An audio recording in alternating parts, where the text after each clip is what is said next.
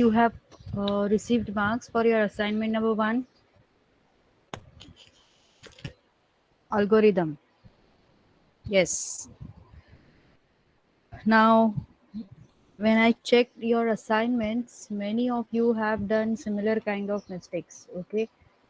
So let us discuss quickly.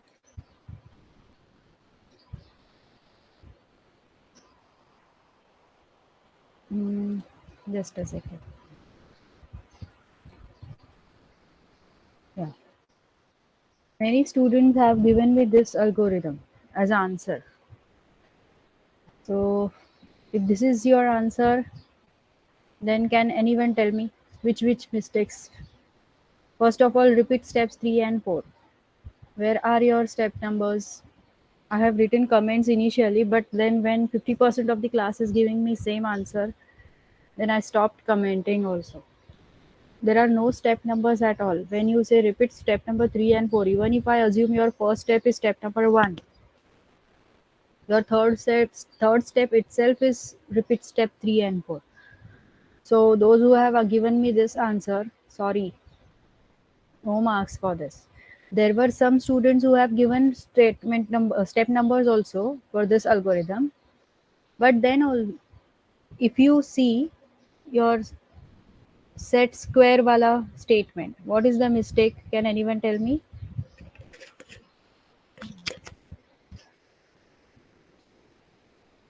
What is the mistake over here? The statement square is equal to square into si. Okay, si, first of all, it should have square bracket. If you are accessing element, it should be s of I. Okay, whether you are using while loop or for loop, that is not important.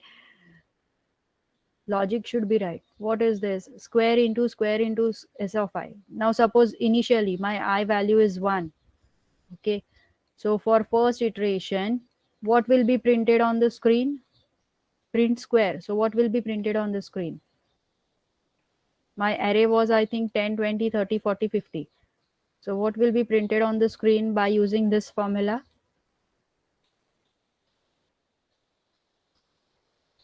Square was initialized as 1. So 1 into s of I. So what will be printed?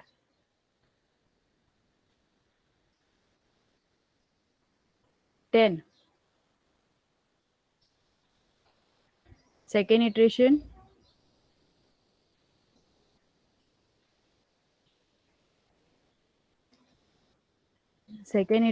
your square value is what? 10 into 10 into s of I. So that is what? 20. Isn't it?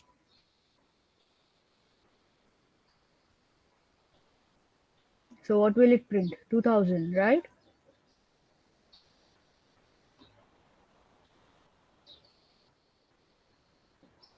So is it printing squares of numbers?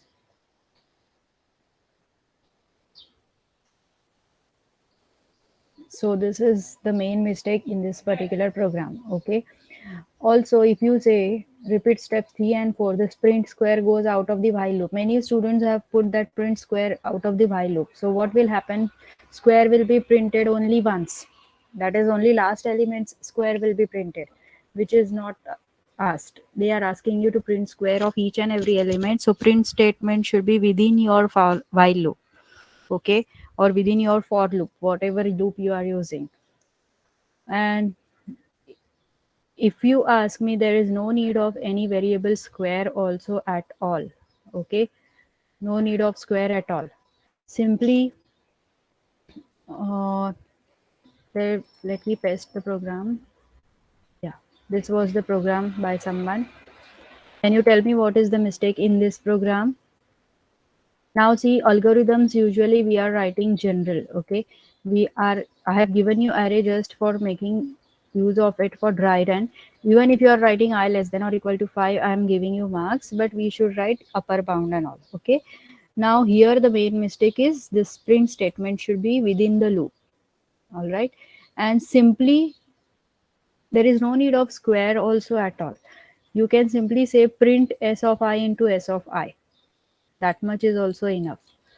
Okay, print s of I into s of I, because we are not doing any processing on that answer again. So no need to store it in any variable also.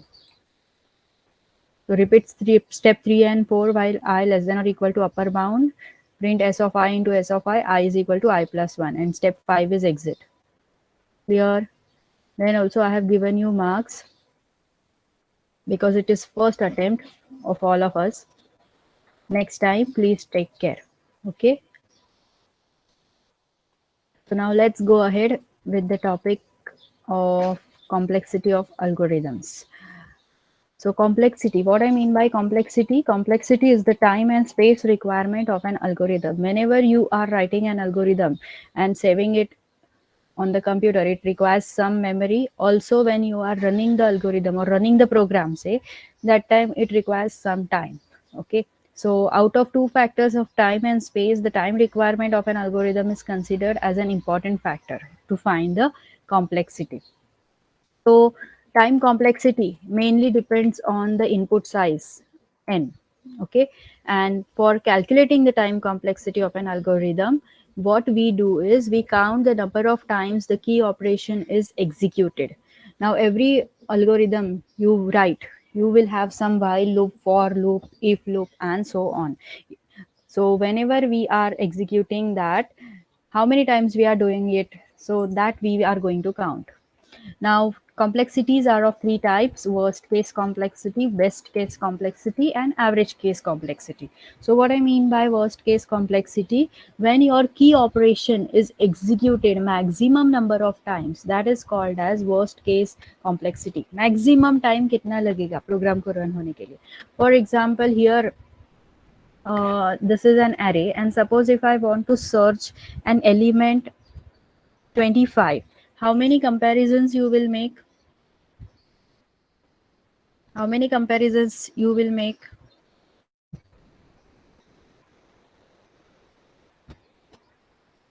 If I want to search element 25, how many comparisons you are going to make? Two comparisons.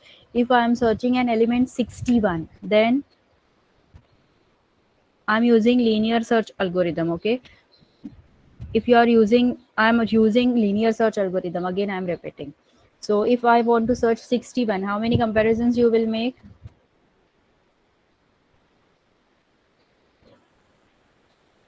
Six comparisons.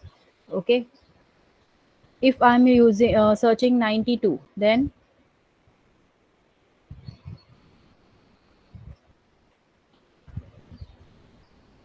10 comparisons. If I'm searching 100, then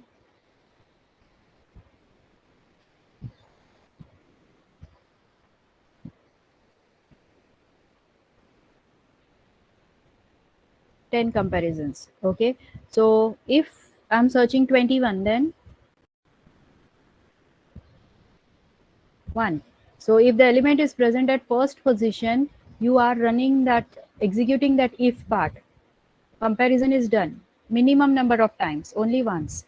If your element is present at last position, or if it is not present at all, your comparisons, number of comparisons is equal to 10. That is, if you are searching 61, then your comparisons are 6 in between somewhere. So when your element is present at first position, the comparisons are minimum. Okay, so that is the best case. And if your element is at the last position, or if the element to be searched is not present at all in the array, then the number of comparisons are maximum. Okay, that is the size of your array. So that is the worst case, followed what I mean by best case, worst case, and average case. Average case will be somewhere in between best case and worst case. Okay, so key operation for your searching algorithms is comparison. Clear? So let us see definitions of your worst case complexity, best case complexity, and average case complexity of an algorithm. If the running time of an algorithm is longest for all the inputs, then the complexity is called as worst case complexity. And in this type of complexity, the key operation is executed maximum number of times. For example, in linear search algorithm, searching algorithm में comparison is the key operation. So we are doing the maximum number of comparisons. then it becomes the worst case complexity. Best case complexity, if the running time of an algorithm is shortest for all the inputs, then the complexity is called as best case complexity. In this complexity, in this type of complexity, the key operation is executed the minimum number of times. Okay, an average case in between your worst case and best case. Okay, so this is what I was repeating so many times. Searching operation, searching algorithm, key operation is comparison. Now let us see the complexity of linear search and binary search. So as you have told me, if your element is not, if the element which you are searching is not present in the array at all, or if it is present at the last position, you are performing maximum number of comparisons. So if my array size is 10, I will perform 10 comparisons. If my array size is 20, I will do 20 comparisons. So if my array size is n, how many comparisons will be made? Maximum n, right? Whatever is the number of elements present, size of the array, that those many comparisons will be done. So that is the worst case complexity of linear search algorithm. Always worst case complexity, complexity of an algorithm, we write it as O of n. Okay, so O of n is equal to n for your linear search. Next is worst case complexity of binary search algorithm.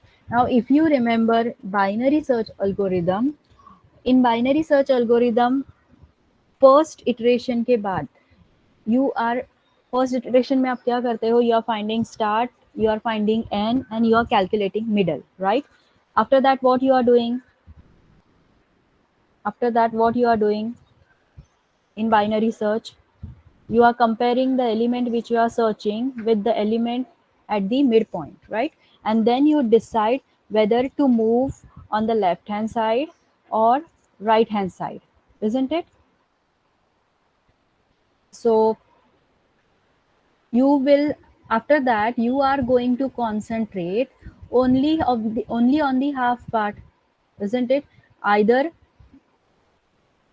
you are going to go on left hand side or right hand side. So you will concentrate only on the right hand side part, half part, or the left hand side half part, isn't it?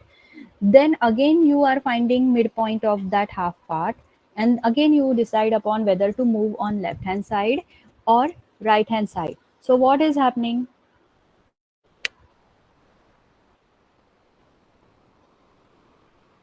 You are dividing the array into half part, isn't it? Yes or no? So at the first, when you start with linear binary search algorithm, suppose you have array of n elements, total n elements are there. So at the end of first iteration, you are calculating midpoint and you are going deciding on left hand side or right hand side. Suppose if I decide to go on the right hand side, that means now I am going to think of only n by 2 elements. I have only n by 2 elements to be compared, right? Again, at the end of third iteration, second iteration, what will happen? You will find midpoint of this, and now you will decide whether to go on left and right. So now you will concentrate only on n by 2's half part. So half of n by 2, that means n by 4. Do you agree? Right? So n by 4, I can write it as n upon 2 square. Okay, so let us see. After first comparison, the number of elements remaining is equal to n by 2. After second comparison, the number of elements remaining is equal to half of n by 2. Okay, so half of n by 2 is what? N by 4. So I'm writing it as n by 2's square. After third comparison, the number of elements remaining is equal to n by 8. So that is n by 8 kahan se aaya? N by 4's half. So that is n by 8. So n by 8 is nothing but n upon 2 cube. Have you followed this much? Okay, so just observe how they are getting it. Um, First comparison, n upon 2 raised to 1. Second comparison, n upon 2 raised to 2. Third comparison, n upon 2 raised to 3. See, we are calculating the worst case complexity. That means when the element is not present, that case we are discussing. Okay. So suppose I am at the end, last comparison, and मेरे last comparison का number है सोचो x. So after x comparison, if we go on following this sequence, how many elements will be left? Anyone? See, first comparison के ending में n upon 2 raised to 1. Second comparison, n upon 2 raised to 2. Third comparison, n upon 2 raised to 3. So after x comparison, what will be my number of elements?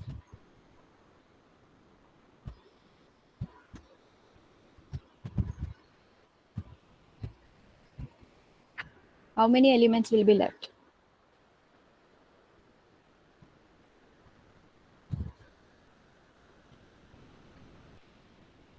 N upon 2 raised to x. Right answer. Okay. So after x comparison, number of elements remaining is equal to n upon 2 raised to x. That is 1. Now from where this 1 is coming? Now, if you remember the example in yesterday's lecture where we were searching 11 in that particular array. Remember, at the end, you were having start is equal to end, right? Yes or no? Only one element was left in the hand. I think it was 7. And we said yes. The while loop condition was also not getting satisfied. Start and end became same. And we were out of the while loop. So 11 was not present in the array. So if you remember, there was only one element left at the end in the hand. Okay, so whenever you have the case in which your element which you are searching is not present in the array, at the after the last comparison, the number of elements remaining is always equal to 1. Okay, that's why we have n upon 2 raised to x is equal to 1. Followed? Clear? So n upon 2 raised to x is equal to 1. So I'm interested in the value of x. Okay, so can I say 2 raised to x is equal to n?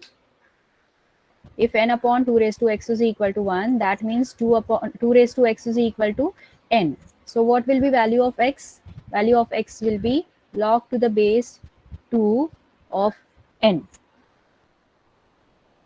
Clear?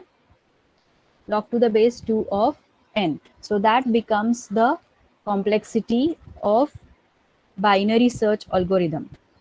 Okay. So the binary search algorithm's complexity is given by log to the base 2 of n. Here one mistake on the slide, just a second. It should be O of log to the base 2 of n.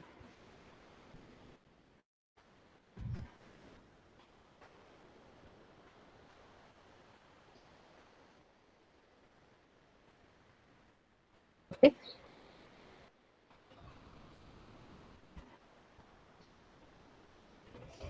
Any doubt in this?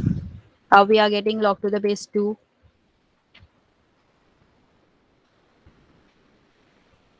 Now, this derivation, we are not going to derive see the derivation of time complexity of each and every algorithm. In this subject, let me write that एक meta complexity.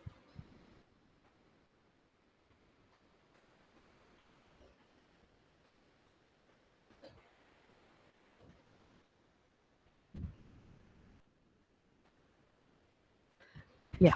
Now in DS, you have many algorithms, and for every algorithm, you will have some time complexity. And we are not going to see each and every time complexity's derivation. Just remember the final answer. So for linear search, the time complexity is O of n. For binary search, it is O of log to the base 2 of n. Okay, you will always have complexity expressed in the terms of n. N stands for the input size. Clear? And you are going to count how time complexity is calculated, the number of times a particular key operation is repeated. Now in this case, the key operation is comparison. So we will see how many times, in worst case, how many times the comparison is done. And that becomes the complexity of that particular searching algorithm. Clear? So now, till now, which operations we have seen on an array? Insertion, deletion, traversing, searching. In searching, we have seen two techniques, binary search and linear search. Okay. Now let's move ahead with the next operation on the array, that is operation of sorting. Okay. So can anyone tell me what is sorting? What is sorting? Arranging the data in ascending order or descending order, right? So now for sorting, you have many algorithms in your syllabus: insertion sort, merge sort, then quick sort, shell sort, radix sort, bubble sort. Okay, now all these algorithms we are going to see in fourth unit. One algorithm as an operation on array, that is we are going to see in this unit 1, that is bubble sort algorithm. Okay, so first let us see how bubble sort works. How bubble sort works: first it will have n minus 1 passes. Okay, n indicates the number of elements in the array. Now here you have 6 elements in the array, so there will be something which will be done for 5 times. We call it as pass. Pass 1, pass 2, pass 3, pass 4, pass 5. At the end of pass 5, all the elements will be sorted. Now we will assume that we have to sort the array in the ascending order. Now in every pass, there will be some steps, and number of steps in a pass is given by n minus p. Okay, n minus p. P indicates pass number. So for first pass, p equal to 1 and number of steps is equal to 5. In the second pass, p equal to 2, number of steps is equal to, how many steps will be there? Anyone? In second pass, how many steps will be there? 4 steps will be there. Okay, and so on. So now what I mean by pass, that we will see, and what is happening in the steps. At the end of first pass, the largest element will be placed at the end of the array. Matlab, at the end of first pass, you will have 15 at last place. At the end of second pass, you will have second largest element. What is second largest element in this array? 11. So 11 will be at second last position. So how it is done, that we will see now. So let's start with the bubble sort algorithm. So first pass, p equal to 1 and number of steps is equal to n minus p, that is 6 minus 1, 5. Okay, so first step in that, in the first step, first element and second element is compared. If first element is greater than second element, then you will perform swapping. Now in this case, 8 is greater than 7, isn't it? So you will swap them. So now 7 will be at the first position and 8 will be at the second position. Followed step number 1. Now second step mein, you will compare second element and third element. So 8 and 5 will be compared. Okay, if 8 is greater than 5, then swap. So is 8 greater than 5? Yes, so you will perform swapping. So 5 will be at second place and 8 will be at third place. Is it clear? Now in the third step, you will compare third element and fourth element. So third element is 8 and fourth element is 11. So there is no need to swap because 8 is less than 11 only. So it will remain as it is. Okay. What will happen in fourth step? Anyone? 11 and 15 will be compared, right? So will there be swapping? No. Okay, so the array will remain as it is. In the step number 5, fifth and sixth element will be compared. So 15 and 2. So 15 is greater than 2, so we will swap. So now you have 2 at position number 5 and 15 as position number 6. Okay, so see, all steps are over. We have said what? Just check how many steps we have to do. 5 steps. Okay, so we have completed 5 steps of pass 1, and at the end you have the largest element 15 at the 6th position. Clear? Clear? Pass 1 all steps. Now we will move to pass number 2. So pass 2 means p equal to 2, and how many steps will be there? 4. Okay, step number 1, step number 2, step number 3, step number 4. Which in first step you will compare first and second element. In step number 2 you will compare second and third element. Step number 3, third and fourth element. Step number 4, fourth and fifth element. Now if you see, because of this n minus p, you won't be able to touch the sixth element. Sixth element will not appear in comparison. Followed?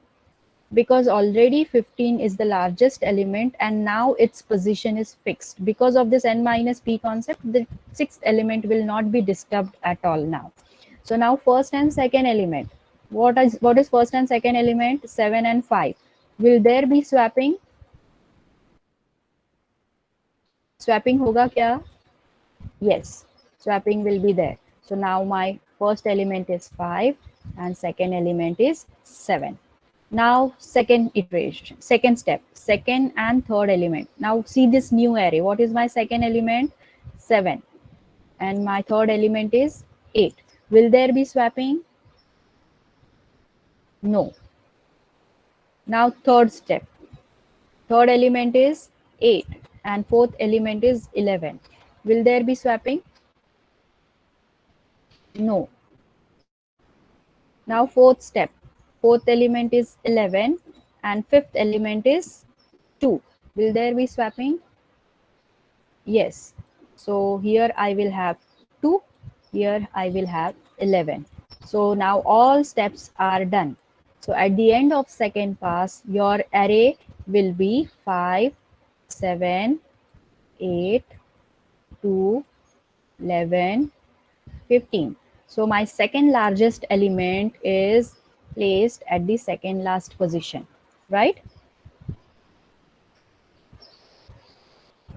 So this is what is happening in your pass 2. Clear with the picture, all the steps? Now see, in the third pass, how many steps will be performed? Third pass में कितने steps होंगे? 3. So you will compare first, second, third and third, fourth element. So see, fifth and sixth element will not be touched because it is already in sorted order. Okay, so this is pass number 3. You have number of steps is equal to 3. So now give me array at the end of third pass.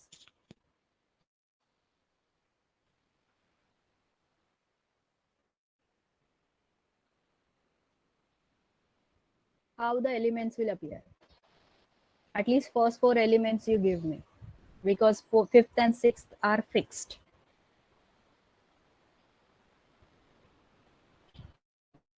Yes, 5, 7, 2, 8. That is correct answer. So this is how questions will be asked on bubble sort. Okay, how the elements will be at the end of a particular pass. So at the end of third pass, the array will look like 5, 7, 2, 8, 11, 15. Right answer. Give me array at the end of fourth pass.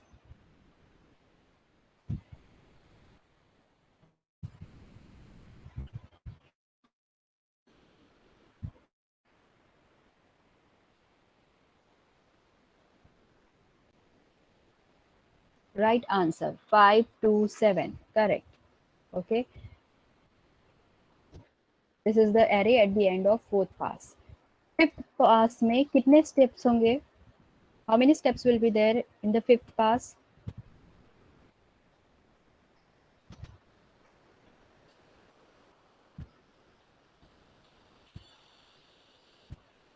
1 step. Right answer.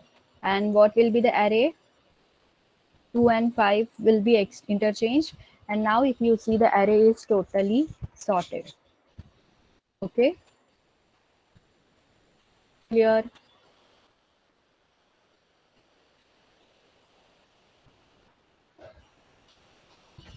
So easy. Followed the bubble sort algorithm. So if your array size is 6, now if you see in this case, the array size is 6. So we have used how many passes for sorting? 5 passes, right? So if your array size is n, how many passes will be needed? N minus 1. Okay, right answer. And in every iteration of your pass, n minus p steps will be there. Okay, so let us see the algorithm. Repeat for p equal to 1 to n minus 1. This is for passes, and in every pass you are having steps. So this for loop is for that steps, for I equal to 1 to n minus p. And this if condition is for swapping. If your element on the left hand side is greater than the element on the right hand side position, then interchange the elements. Clear with the algorithm of bubble sort? Any doubt in this?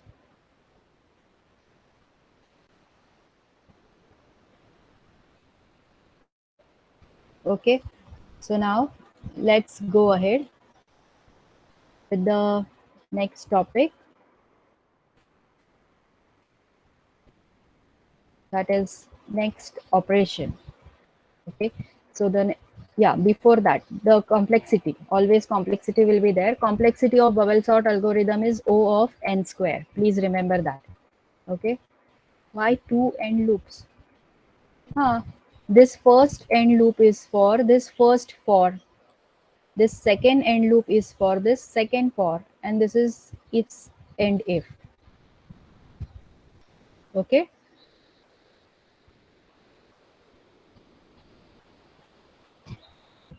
so complexity of bubble sort algorithm is O of n square. What if the elements are done arranging in third pass? Then also the loop will be executed, because your outer loop, if you see, for it is p equal to 1 to n minus 1. Okay, and there is no exit written in the program. Now when I am giving the input array, I don't know whether it will be totally sorted in the third pass or fifth pass. So the program will run, because we don't have any arrangement for checking whether it is totally sorted. Otherwise, in each and every iteration, are you going to check whether it is totally sorted or not? Yes. Then again it will be waste of time, right? So instead of that, it is better to run for loop for 1 to n minus 1 times for passes. Okay, so please note down the complexity of bubble sort algorithm, that is O of n square. Now next operation, that is merging of arrays. So what I mean by merging of arrays? Merging of arrays refers to combining the elements of two linear arrays into a single array. Okay. So now suppose if I have array A1 like 8795 as it is seen on the screen, and A2. Now if you see A1 and A2, they are not in sorted order, right? So if I want to merge these arrays, I will first define one new array of size. How much? What should be the size of array A6? I want to combine A1 and A2 both into A. 11. Okay, you should have an array of size 11. And then what will I do? First, I will paste all elements of A1 into it, and then all elements of A2 into it. Okay, so this is what is done. First, all elements of A1, and then you will paste all elements of A2. Followed? This is the simplest thing of merging arrays when your arrays are in not sorted order. Now suppose if my arrays are sorted, A1 is also sorted in ascending order and A2 is also sorted in ascending order. Now what will happen? If you are willing to merge those arrays in single array A, then A should also have elements in sorted order. So how it can be done? Anyone?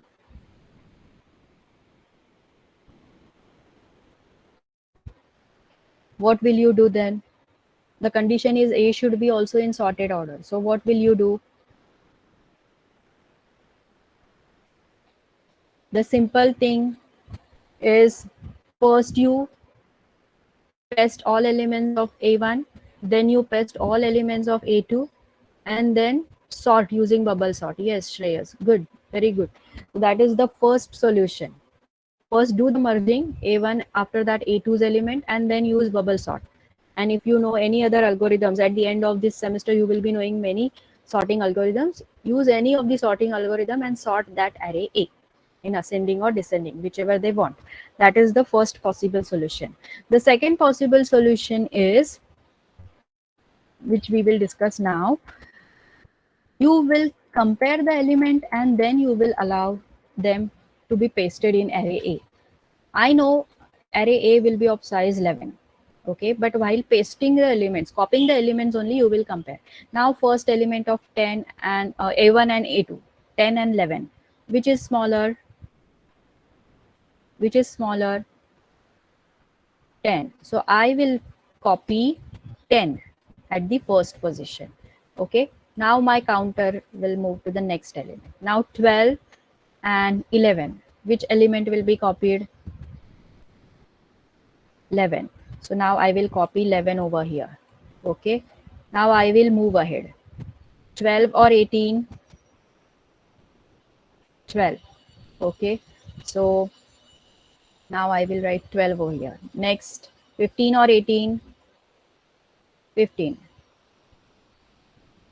Okay, next, 18 or 21? 18. Next, 21 or 20? 20. Next, 21 or 75? 21. Next, 36 or 100? Sorry, 36 or 75? 36. Okay. Next, 51 or 75? 51. Now see, when I am asking you 51 or 75, that means I am in if loop. I am comparing. Okay. So just think in terms of that comparisons, number of comparisons which I am making. Now my array A1 is over. Okay. So now what I will do, I will simply copy remaining elements of A2 into array A. There is no need of any comparison now. Is it clear?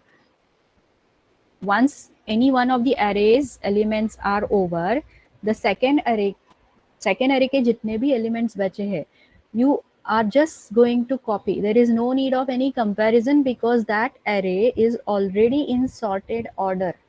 So do you think the number of comparisons needed will be less in this case? Yes or no? Okay, so now we are going to see this technique. Okay, you will compare and then you are going to copy them. So this is what we are going to have. Your I is equal to lower bound, first array is lower bound, that is LB1. J is second array is lower bound, LB2, and K is 1. That is the new array which I am going to take, array A. I am taking its first index as 1. Okay, everything will be repeated while I is less than or equal to UB1, and this and word is very important.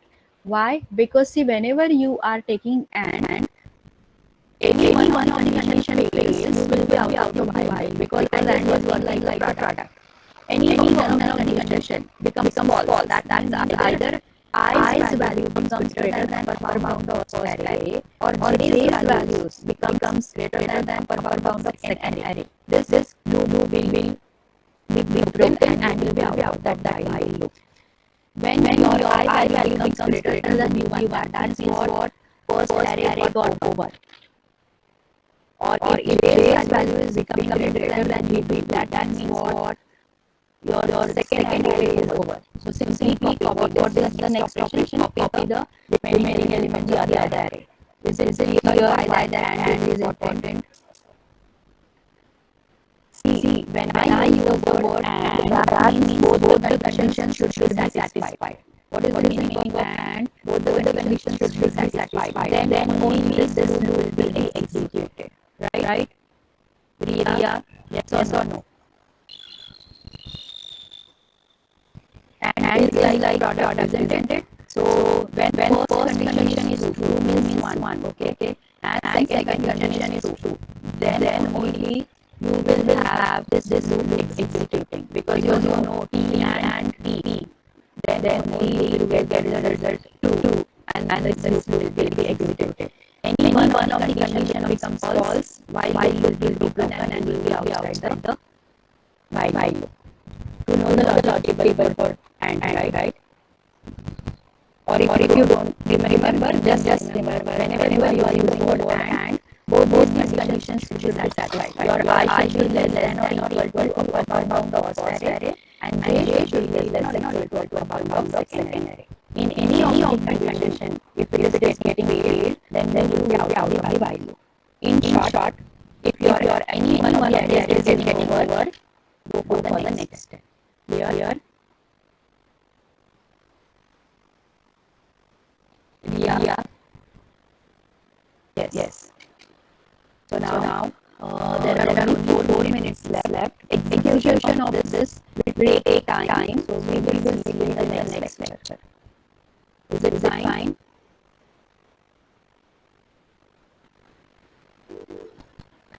Okay, I don't want to keep things off and on. So we will see in the next lecture.